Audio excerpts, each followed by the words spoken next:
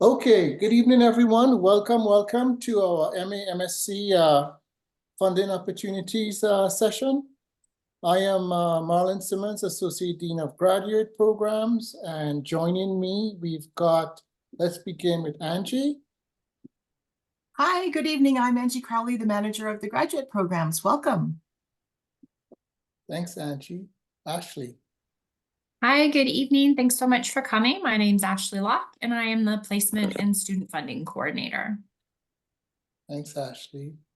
Jazz. Hi, good evening. I'm Jazz, Graduate Programs Coordinator, and welcome everybody. Sylvia. Thanks, Jazz. Hi, everybody. I'm Sylvia, Graduate Program Administrator for the Educational Research PhD students, the Doctor of Education Learning Science students, and for the group tonight, I am the Graduate Program Administrator for the Educational Research MA students. Okay, great. Thanks, Sylvia. Okay, so let's get started in a good way with land acknowledgements. And wherever you are, I'd like you to take the time as well to situate yourself with relationships of the land to get a sense of the historical present, right? How we arrive and how we live in a good way.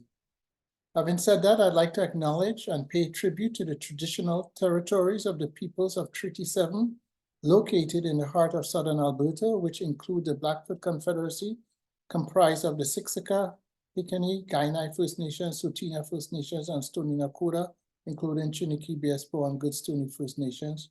City of Calgary is also home to the Métis Nation of Alberta, Districts 5 and 6.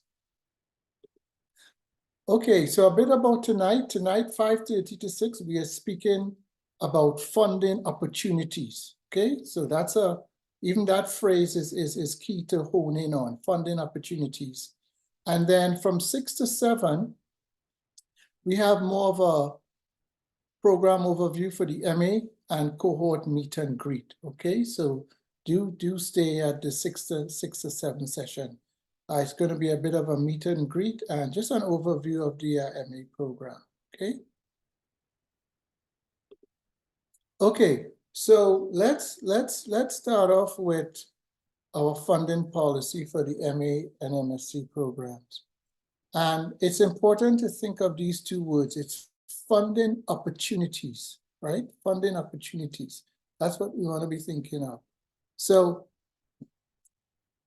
the minimum funding opportunities for domestic and international MA and MSc students, starting on or after April 1st, 2024, will not be less than $10,000 annually for each of the first 2 years of the program.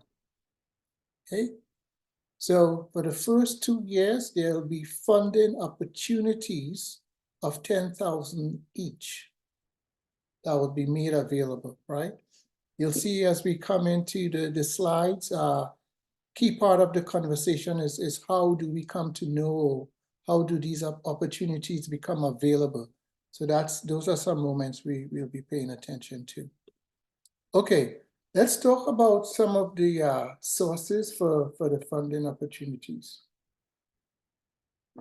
Any or all of the following sources of funding opportunities may count toward a student's minimum funding, and that is the amount guaranteed in the student's offer of admission.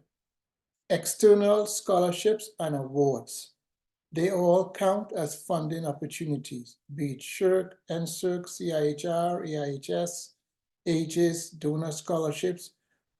That's included as a funding opportunity.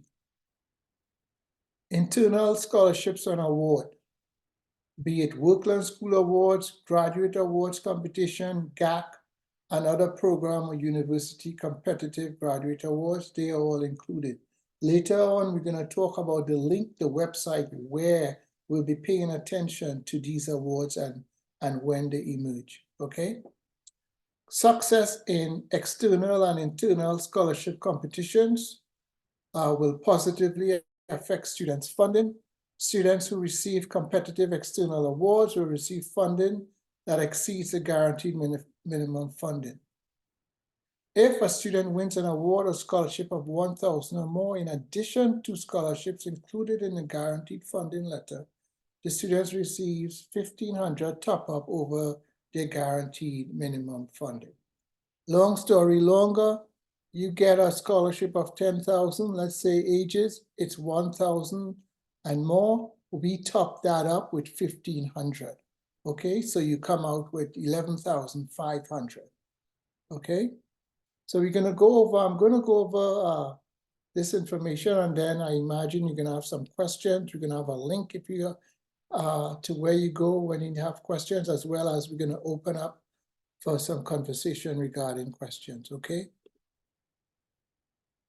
Right, I see Ashley in the chat says, questions about student funding could be sent to gpe.studentfunding@ucalgary.ca. Thanks, Ashley. Okay. Okay, let's look at these sources of funding opportunities that's going to come. All graduate assistantships. So graduate assistantship research, that's a GAR. That's a research that your research assistant with your supervisor or another faculty member. Research stipends and scholarship payments from research grants. Graduate assistantship teaching, GATS, right? You're teaching in assistant with an instructor. Then GANTS. So you're gonna have to get used to these terms, GARS, GANTS, GATS. GATS, teaching instructor. You're working alongside an instructor, working really on the course and the teaching, right? GANT, often again, it's the payment is coming from the faculty and you're working with a faculty member. The GARS, you're working with a faculty member and the payment is often coming from their research, okay? You're also eligible for up to 2 sessional appointments as outlined by the TUCFA agreement. That's key. Other opportunities include paid internships and graduate assistantships, okay? Okay. We also need to consider the idea of eligibility to receive financial support. You must be registered full-time, be active in the program, and demonstrate satisfactory progress on your APR, your annual progress report. This is very important. You must be registered full-time, be active in the program, and doing well, okay? Satisfactory progress, okay?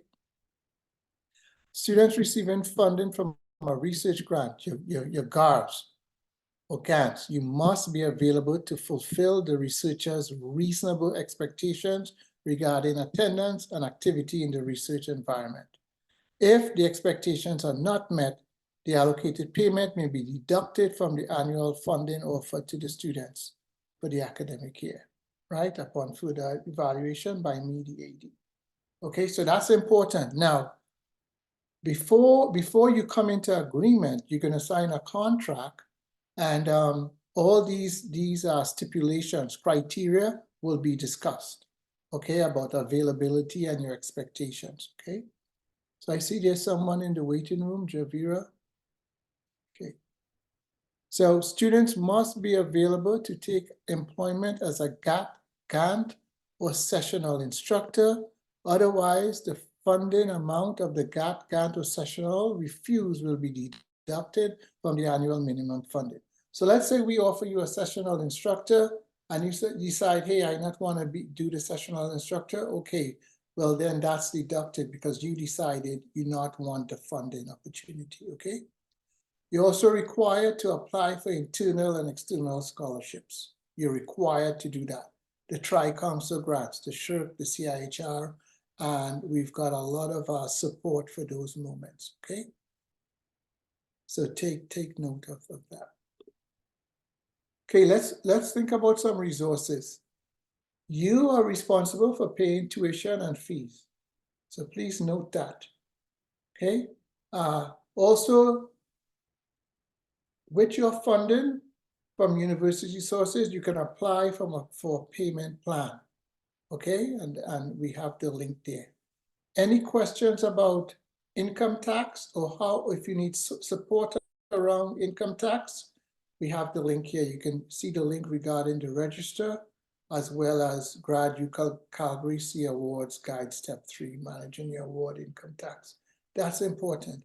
International students, any questions regarding immigration or support regarding adjusting your life in Calgary and life in Canada, please see International Student Services. That is your go-to place. They've got a host of resources there that you want to be familiar with, okay? Also, in terms of employment, funding opportunities by way of a GAT or GAR, please know the agreement, the collective agreement. So you need to be paying attention to the GSA collective agreement as well as the UCalgary Human Resources. Because what if you want to go on vacation? What if you're a GAT, a teaching assistantship, you want to go on vacation? What if you want to take some sort of leave, medical leave, right? So all those moments are in the collective agreement that you need to be paying attention to, okay? Let's look at the resources. So where do we apply for a GAT, a research assistant? GAT, sorry, a GAT is a graduate assistant, non-teaching, so graduate assistant teaching, sorry. GAT, GANs, or GARs, those graduate assistantships. All of the G ones, you are paying attention to elevate.ucalgary.ca. That's where they're posted and that's where you apply. Okay? Sessional instructor opportunities, you're a sole instructor for a course. And that's very important. It's good experience. So you want to be applying, paying attention to careers@ucalgary.ca. Okay, so that's two distinct moments for funding opportunities. The other piece where you've got a host of awards and scholarships is our graduate programs and awards website. You want to be paying attention to that like now, okay? Pulling up the links, seeing all the various awards, what you're eligible for, when it's due, and what's the criteria. So do pay attention to those moments. Now, you could be having funding opportunities coming from the graduate assistantships, the sessional, as well as awards. So that's 3 different moments, and you just see all these payments in your account. Often graduate assistantships, the payment is on the 10th and the 25th.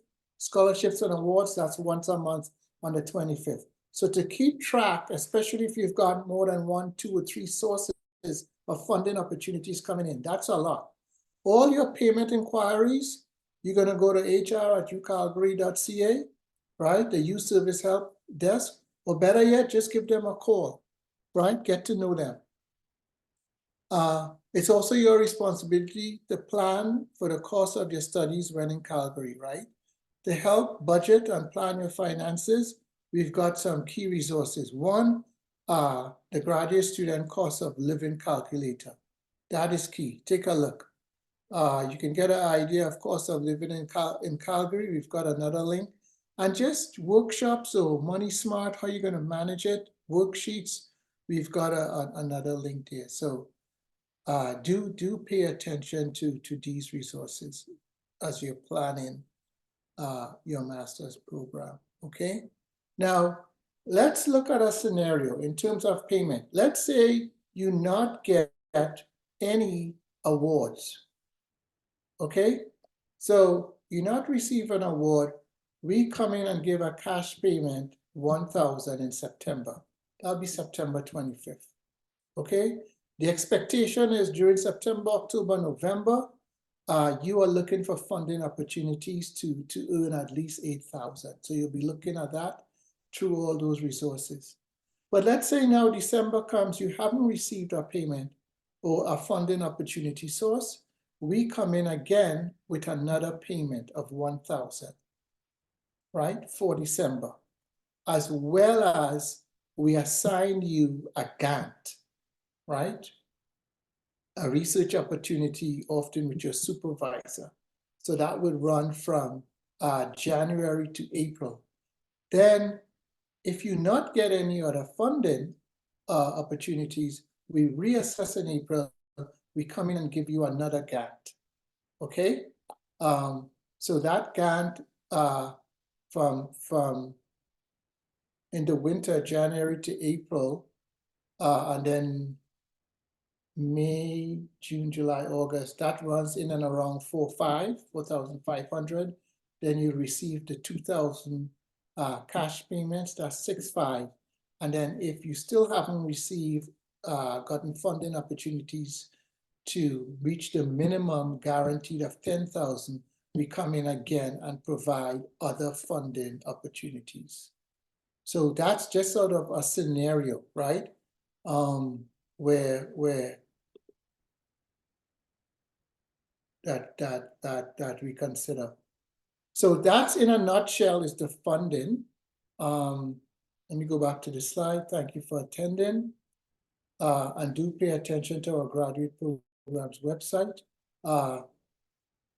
6 to 7 now, you have the incoming, the meet and greet and overview of the MA program. I want to stop sharing now. Maybe we can, our GPDs, our graduate program directors, Dr. Patricia Daniluk, Dr. Mary Claire Shanahan, to share a little bit of program overview as well as sort of a meet and greet and just discussion. Okay. Thank you all. Really appreciate it. Bye for now.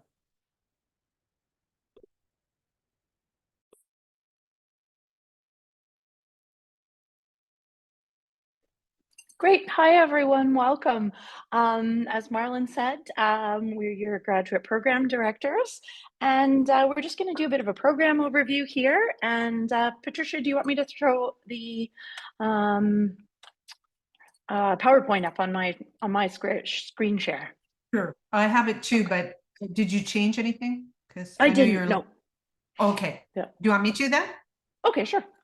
Yeah. Okay, sure. Hi, everyone. I'm Patricia Daniluk, and I am also one of the graduate program directors. And I'm glad to have you with us tonight.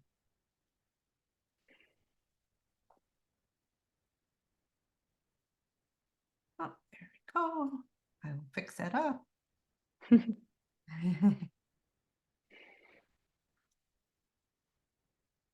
Okay, so tonight we are talking about the Master of Arts for those of you who have been accepted into that program, and we're going to provide an overview.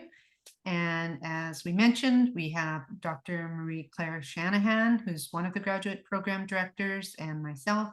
I am also one of the graduate program directors, and I think we have some graduate program assistants with us. I'm not sure who's staying, but we'll hear from them as we go through because they know some of the details that we might not know. But before we get started tonight, we'd like to take this opportunity to acknowledge the traditional territories of the people of Treaty 7 in Southern Alberta. And the city of Calgary is also home to the Métis Nation of Alberta, Districts 5 and 6. And we invite you to consider the place where you are located and the people of that land and the calls to action that implicate our educational practices.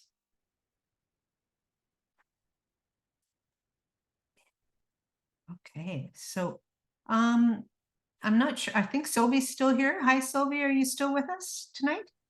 Yes, I am. Sylvie's still with us, and let me see. Cheryl is here.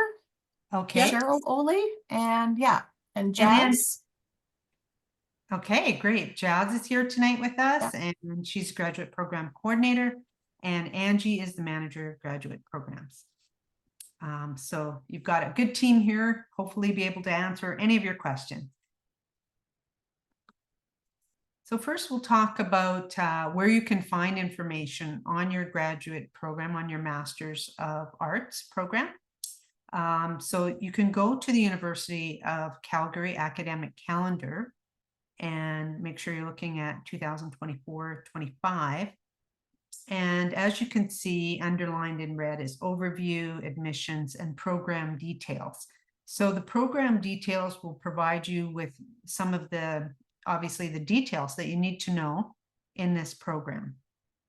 And there's also a link right there if you want to copy that link and check that out for yourself. And I'll turn it over to Marie Claire on this. Sure. Sure. So on the previous screen, if you had clicked on, or when you go through and you check program details, this will take you through to the page that describes what the course requirements are for your specific program. So you'll notice they're a little bit different depending on what area that you're in. But everybody in our MA program takes an introductory course, which is Educational Research 608. And then you'll work with your supervisor to pick another course. So 3 units is one sort of typical course. I know that's a translation that I needed when I moved here. So that means you'll take one additional course from a research methods perspective. So it might be, I think there's commonly a case study methods course, action research, design-based research. There might be a few others that are offered depending on the year.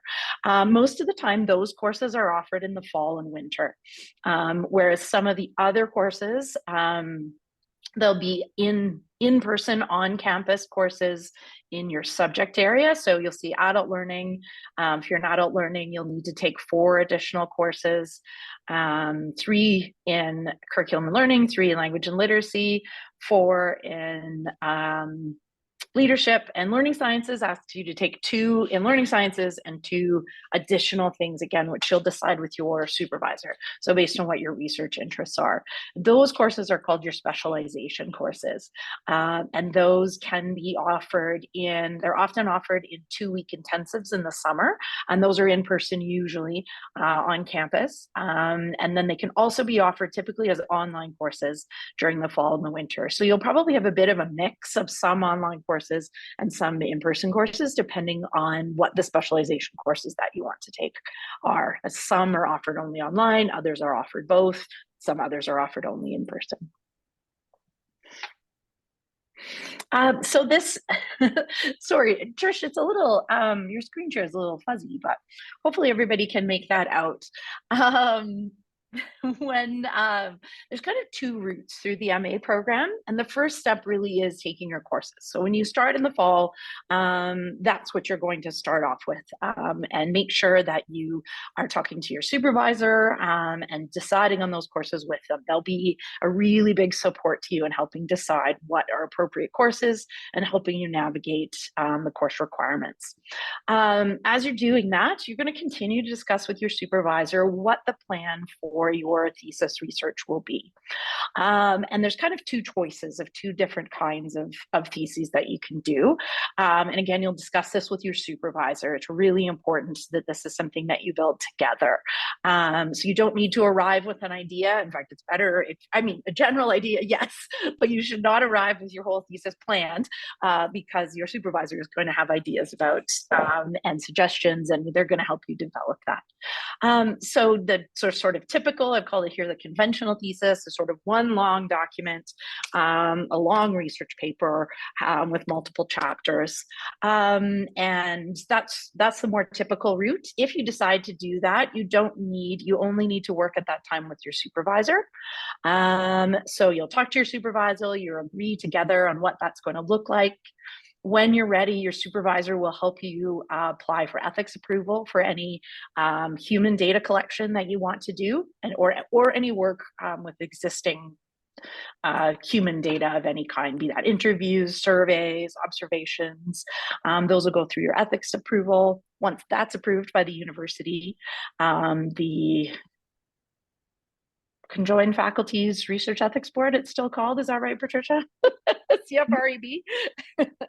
And you'll receive an approval document from them, and that'll go in your file to make sure that that's done. And after that, you can go ahead and collect and analyze your data, always working with your supervisor.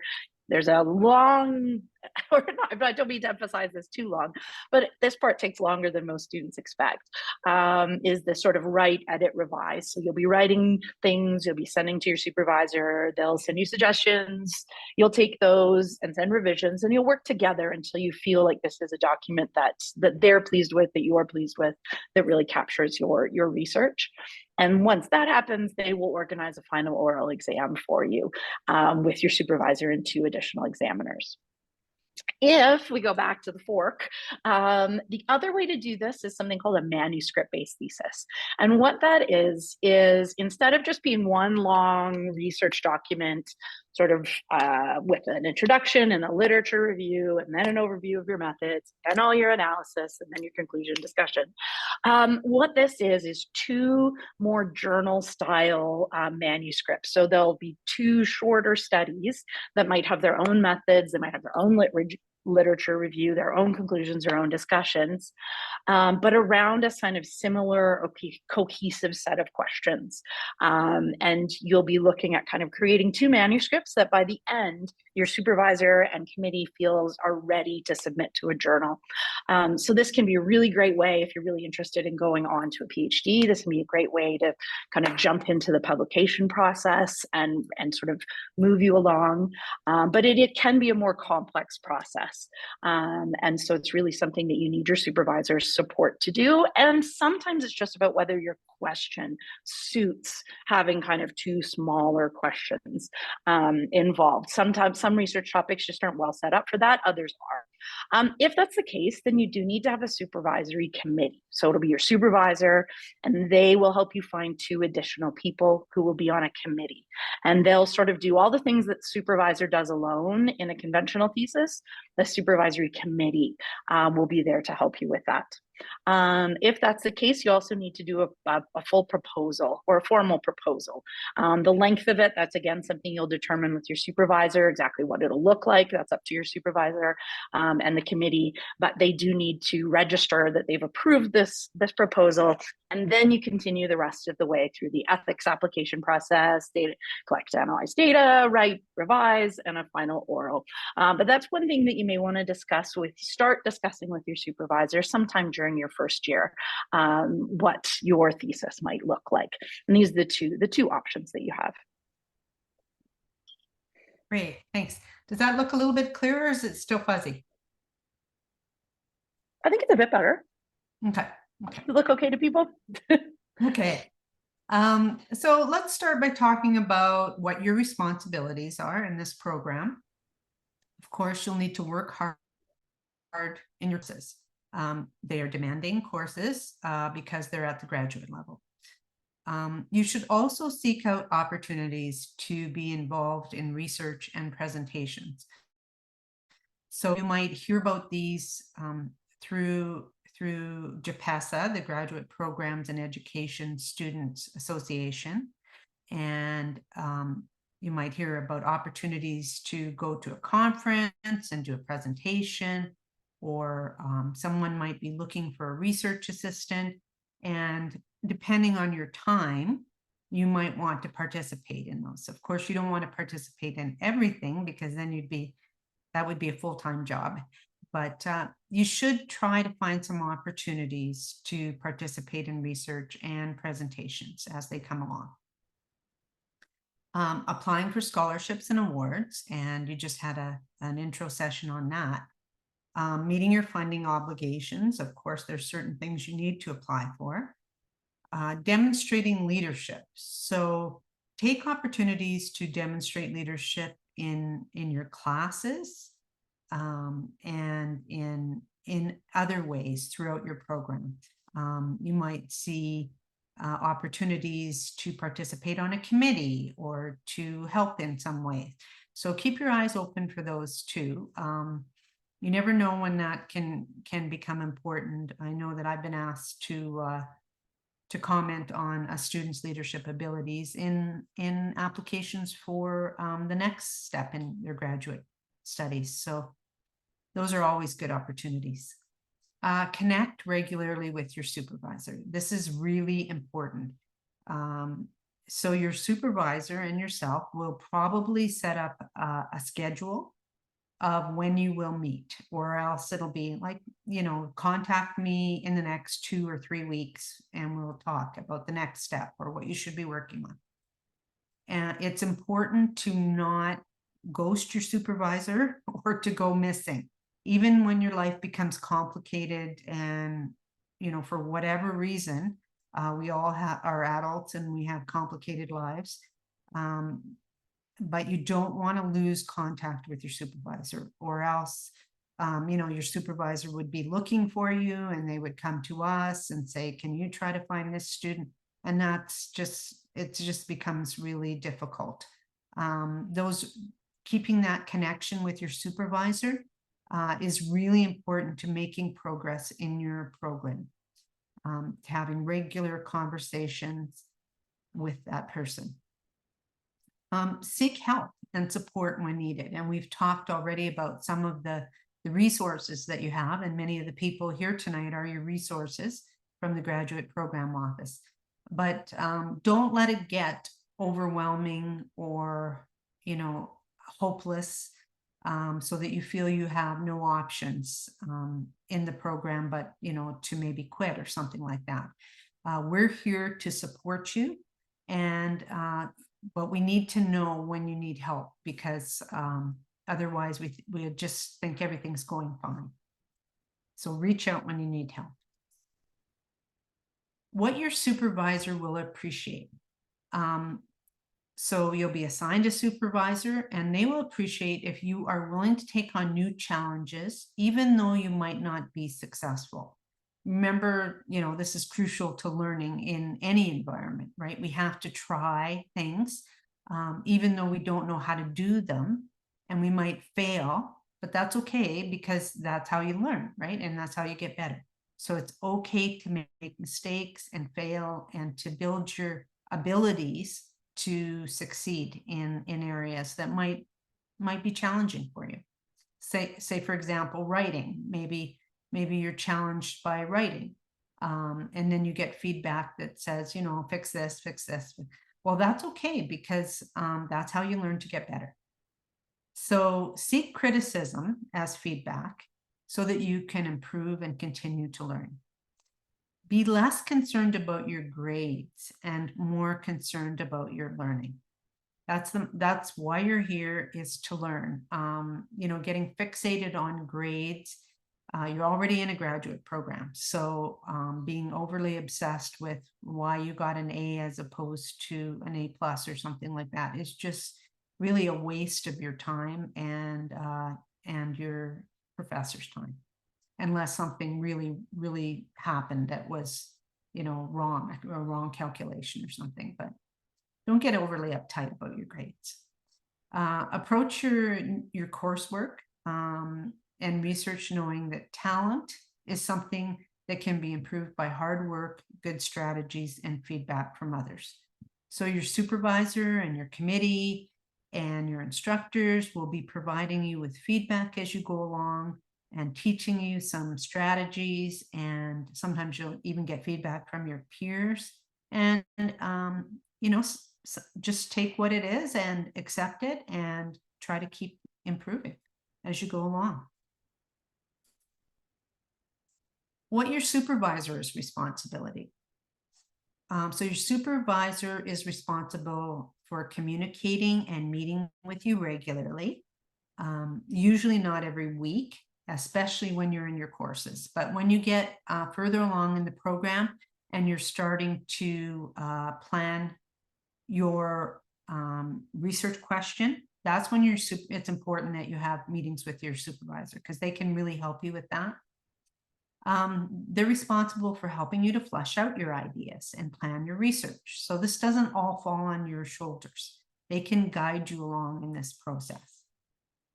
They'll provide you with opportunities for research. They'll help you to create timelines and plans for your research and for your professional development. So sometimes they might say, there's this conference that I will be presenting on. Would you like to co-present, or something like that? They'll provide feedback, of course, on written documents in a reasonable amount of time. So do not expect to get feedback during the week that you submit the assignment. It's just not possible when you have this many students. In 2 weeks is more reasonable, but very generous. Sometimes it takes 3 weeks on some things, or even longer. But a reasonable, depending on what you're submitting and how long it is. If it's a thesis, it can take longer. But yeah, so you establish that with your supervisor. They will form your supervisory committee. So you don't want to be asking people to join your supervisory committee. That is up to your supervisor. They will also schedule your exam and find examiners for you.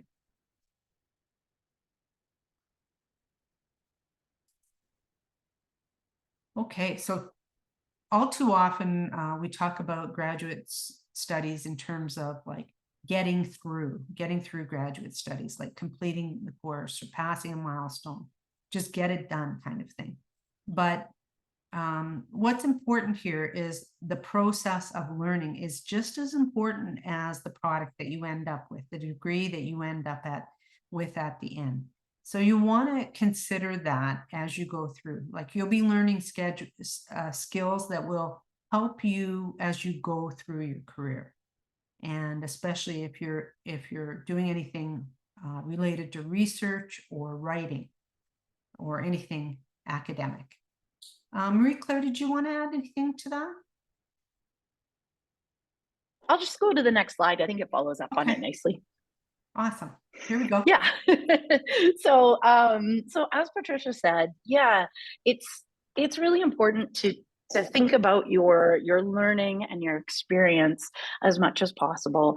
And that usually means, and one of the biggest things we'll tell people is to really try to be as much as possible, try to be engaged with the faculty, engaged with the Students Association, engaged with things at the university. It really is, there are a lot of challenging things to navigate. Your courses will be challenging. The processes for completing your thesis are challenging. They're sometimes confusing. As you saw, it was a multi-step process. And so almost always students need to ask questions, talk to your supervisor, talk to students in your classes. We know there's a lot to contend with. So everyone will be expecting that you're asking questions, and especially as you get a little bit further into your coursework and you start to see what your research might look like, you're going to have new questions then.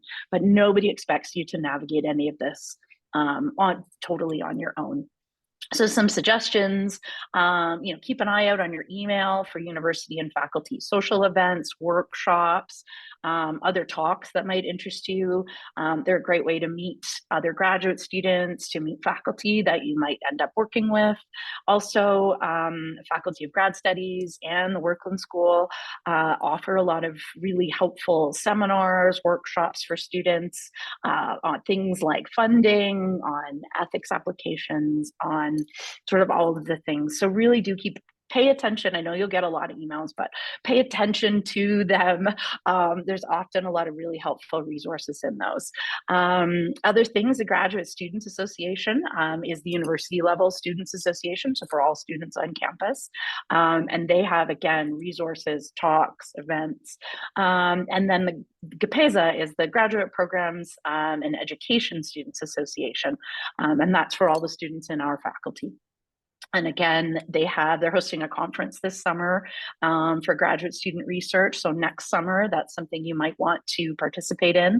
It's called the Tapestries of Learning Conference. They have potlucks through the year. They have social events. They have research opportunities. All of those things you can find through one or both of the students associations. So again, pay attention to the emails, signs on the elevator, however it is that you're going to get that information.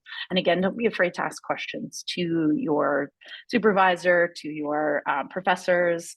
And one of the things that I think a lot of students don't know when they come in is that these kinds of thoughts you probably will have at some point. Maybe not all of them, but at least some of them. Everyone else is doing so well compared to me. My professor gave me a whole lot of feedback on my paper. Maybe I'm just not a good writer. I don't know where to start. I don't know what to do. Maybe I'm just not cut out for this.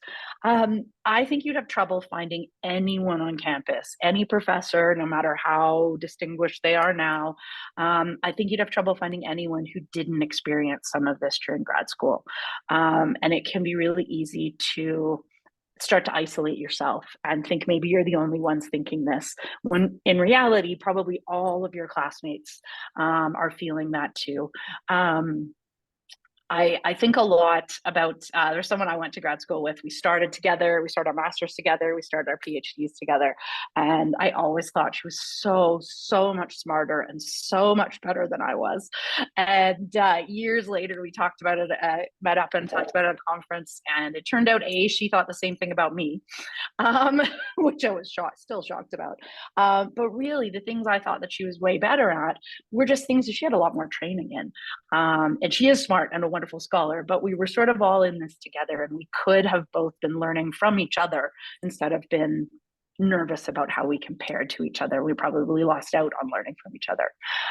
So again, ask questions, reach out, talk to your professors, try to meet people in your classes or meet other graduate students, and you'll find that the worries that you have and frustrations you have are probably fairly common, and that maybe some of the more advanced, students who are further along in their program can maybe be mentoring you and helping you try to navigate these things. Patricia, I think you were going to do these, weren't you? Okay, yeah. So these are some of the common questions that you might have at this point. How do I decide which courses to take? And that's between you and your supervisor. Your supervisor will guide you along and help you to choose your courses. What happens after I finish my courses?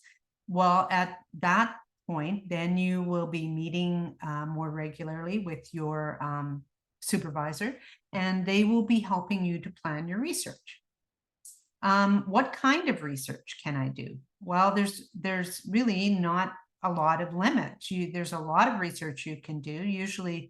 Often graduate students come in with a big idea, and part of our job as supervisors is helping them to narrow it down a bit.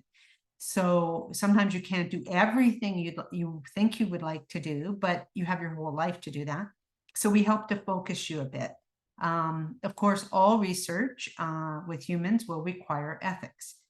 So, I mean, what kind of research you can do? You might be doing case studies, you might be doing interviews, you might be doing observations, you might be doing surveys, you might be doing quantitative research. There's so many different possibilities. Who can I ask if I need information or help? Well, you've met a lot of us tonight, the graduate program assistants that are here with you tonight, and also Marie-Claire and myself, the graduate program directors. We can answer many of your questions, and if we don't know, we'll make sure we put you in touch with the right person.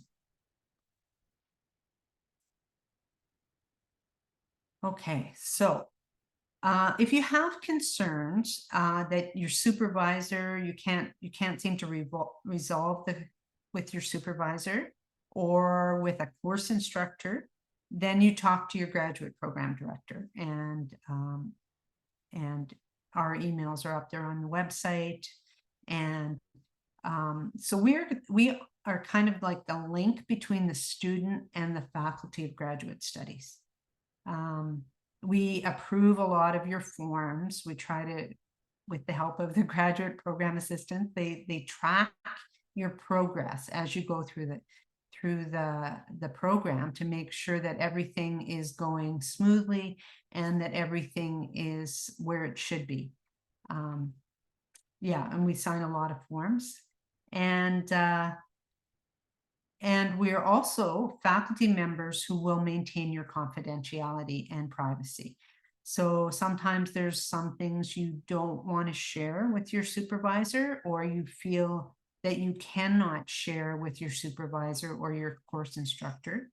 And then you can talk to one of the graduate program directors, and we have heard almost everything, I think. And so we won't be surprised or upset by anything. We will just try to figure out what is the best strategy to support you going through. Okay, I'll turn it over to Marie-Claire here.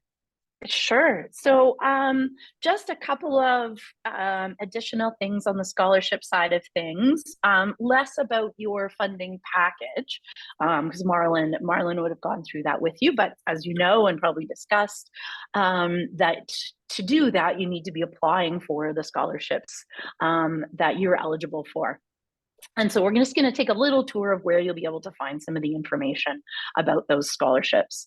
One of the things, again, that students don't often think about on the way in is that sometimes smaller awards get ignored or not noticed by students because you feel like maybe the funding really wouldn't make that much of a difference for you. But it's really important, even those small ones, they help add up towards larger ones. When we're adjudicating scholarships, one of the things we look for is other funding. So even a smaller award, apologies for my dachshund who's barking in the background. That's Baxter. And I hope you can't hear him too much. But anyway, when we're adjudicating scholarships, one of the things that we're always looking for, part of the score, is other awards that you've received. And so even if they're not large, they still are very meaningful. And getting smaller awards can help you build up towards larger awards. So they are actually really important, even if it doesn't feel like it's a lot of money. One of the things you'll notice, as I said, pay attention to your email, because there will definitely be workshops on various types of funding, how to do your applications, tips, the Tri-Council Awards in particular. Both FGS typically runs a lot of workshops and information sessions for students. So those are our large federally funded awards, but also for the graduate awards that are run at by either the faculty or the university. So keep an eye again on those workshop emails. The next one. So just to let you know what the kind of timeline looks like. So tri-agency, again, these for us are pretty much always short grants for our students. So it's the Social Sciences and Humanities Research Council. Occasionally we do have students, I don't know if there's anyone here who falls in that. Occasionally we do have students who have Canadian Institutes of Health Research funding, but most typically our students have SSHRC funding. So the master's application for that will be in December. So keep an eye on that. There'll be workshops throughout the fall. It's really something valuable to start on right away with your supervisor. And that is only available to Canadian students. The next one that's also in December is the Graduate Awards Committee. And those are open to all graduate students, international students, as well as domestic students. So keep an eye on those. And often you can work on the two applications kind of simultaneously. They have some parts that are quite similar. There'll be different submissions, but they're both a little bit similar. There are some Indigenous awards. The timing changes every year, but those typically in the fall. Your applications for the SSHRC, labeled here as Tri-Agency, or the Graduate Awards Committee, those will also make you eligible for other awards that are given by the university. So your applications will already be used and passed into the AGIS competition, which is the Alberta Graduate Excellence Scholarships. Am I right about that? Something like that, if it's not exactly that. Program recommended awards. So those are education awards. So a lot of these are really specific. And so there are awards, for example, for students who are parents. There are some special awards for students looking at very specific topics. And so there'll be a long list that you'll be able to search through and see if there's any of those that you're eligible for and that you can apply for. So we'll go to the next page. So how do you find out about some of these things? So the Faculty of Grad Studies, here's just an overview of their awards page. There's a bit of an awards guide. It can help you through the processes. And then if you go to the next slide for me, one of the things you can find on there is, similar. We have a similar page, Workland page, for applying for awards. What I was trying to get to is the thing on the next slide, which is a searchable database. I think we put it in here, right? Is there another slide? Okay, I'll just tell you about it then. My fault. Can you go back to the FGS level one? Yeah. So one of the things you can do, just it's on this page. There's actually a searchable database for scholarships at University of Calgary. And so you can kind of click through what your program is, if you're a master's student, and some other specifics about topic areas, for example, and it'll generate a list of the ones that they have in their database. So that's a really useful place to go for looking for additional awards. Again, notices from Workland will come out through your email. So those will be on our student listserv, reminding you of when those applications are. But you can also go here to this website for information about ones that are from the faculty level. One of the things that it talks about in there is the processes for applying for awards. And just like your applications, Backstar. Just like your applications, your references, you'll put in the information for the references and a request will be sent to them through the system. So be sure to do that as early as possible. It is your responsibility, just like your application. You guys were all successful in that. But just like your application, it's your responsibility to make sure that your referees are receiving these invitations, that they're completing the reference letters within the system. So it's really helpful to ask them very early in the process. Let them know anything specific you want them to mention or highlight, especially when you're applying for a very particular award. Maybe it's your service to the university or your research skills or whatever, something that might be appropriate to a particular award. But also check in with them and make sure that they received it, but also that they've completed it, so that you can be confident that your application is complete. I think, yeah, that's really all we wanted to go over, a bit of an overview of the program, an overview of what you'll need to do, and then just a little more information about some of the scholarship processes. But we're really here to answer now any additional questions that you have.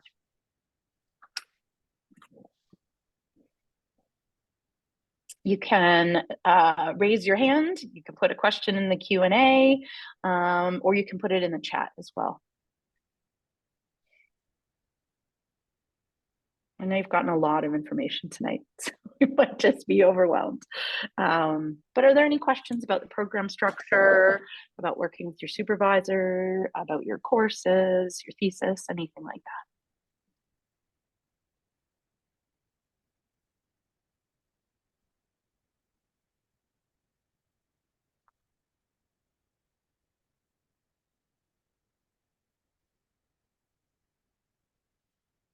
No questions?